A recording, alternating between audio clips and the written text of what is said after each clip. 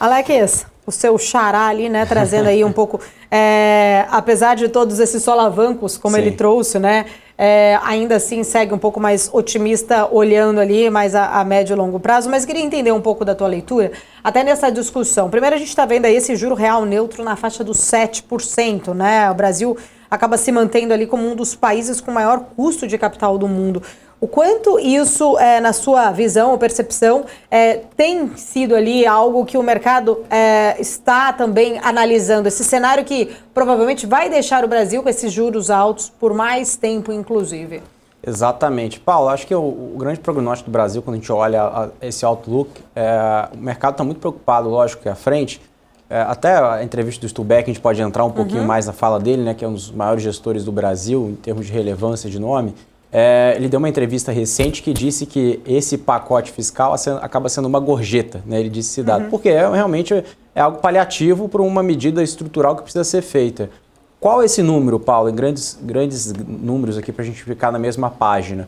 Falando de assistencialismo, tá? Ou seja, auxílio-doença, Bolsa Família, auxílio-desemprego, a gente está falando aqui de um número de 1,6 trilhões de reais para 2025. Essa é a expectativa do mercado, inclusive foi mencionado pelo Stuhlbeck. Esse mesmo número em 2020 era de 1 trilhão, ou seja, esse número cresceu 60% em 4 anos.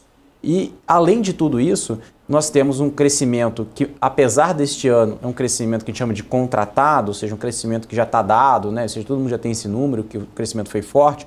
Mas ano que vem não teremos esse mesmo crescimento econômico, como o próprio Alex Agostini falou. Nós teremos um crescimento de PIB menor, mas com juros maior. Então o Brasil não vai arrecadar tanto, porque o Brasil não vai crescer tanto, os juros vai estar maior e o juros precisa subir mais para conter o dólar. Né? Então, ou seja, a gente está numa catástrofe tão grande. E aí, utilizando-se outra fala também do Rubens Ometo, né? Ele batendo de frente com o Galípolo ali, dizendo o seguinte, né? Uma narrativa dele que é um carro que está acelerando e tem um muro logo à sua frente, ele sabe que vai bater e não freia, né? Continua acelerando, que são os gastos, né? Fez uma analogia com os gastos.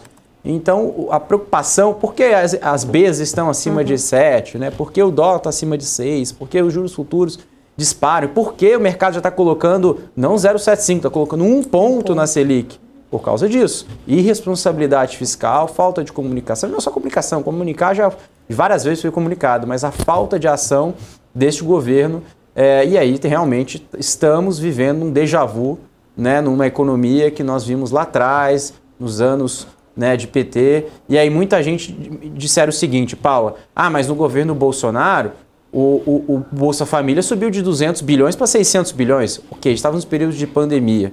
Hoje nós não estamos em pandemia, não estamos em guerra, mas estamos gastando como se fosse. Como se estivéssemos em guerra, como se estivéssemos em uma pandemia. Só comparar os dados com a pandemia, da economia, com déficit público, dos gastos do governo, a aceleração de gasto que foi feita percentualmente, e também se a gente comparar com os países em guerra, também é o mesmo período, né? Ou seja, o déficit público.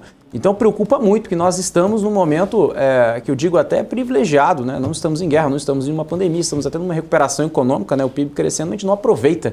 Até o Xavier disse sobre isso, né? Na última fala dele no evento do BTG, o governo ele é conhecido por perder timing, né, das coisas, né? Falou da questão da analogia do câncer, né? Enfim, é uma lástima, né? Porque a gente tem oportunidade para crescer e, mais uma vez, o bonde passando na nossa frente, a gente não consegue entrar. E, de fato, perdeu o timing mesmo, né, Like? Só um comentário aqui, rapidinho, né?